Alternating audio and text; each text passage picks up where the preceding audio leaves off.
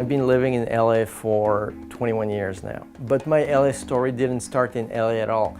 It started when I was a kid in the suburbs of Paris in France, where my parents had a store that sold comic books and art supplies. So I spent my childhood in the back of the store reading comics and going to the art supply drawer to tell stories with images. That's a journey that took me to LA.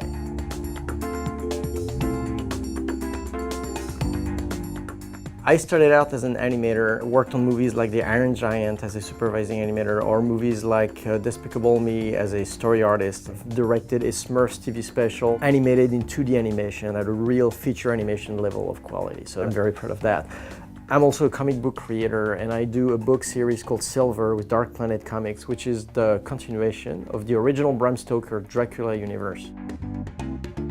Everybody here is a storyteller of some sort, as an artist of some sort. You have musicians, comic book artists, of course filmmakers, actors, and all the crafts and arts that go into filmmaking, animators of course. This is the beauty of this town, which is that you make those amazing encounters and you're sitting at a bar, you're talking to some guy, you have no idea who that guy could be. So for instance, one day I was sitting in this obscure jazz club in the valley, and this group of old jazz men are just playing away. It's kind of amazing. And I was there with a friend of mine who's also a jazz player. So my friend's sitting in and I'm talking to this guy who's playing the jazz steel guitar, right? And so I have no idea who he is, except that I heard that crazy story that he thought Elvis had to play the guitar. So we have a few drinks and I say, okay, so Al, the guy was Al Vescovo. Al, what's that story about you teaching Elvis how to play the guitar? And the guy tells me, I grew up in Memphis, and every Saturday we'd go to the projects and we'd do a jam session. And there was this one kid called Elvis who always wanted to sit in with us, but we wouldn't let him just because he sucked so bad. So we were always looking for excuses for him not to do it.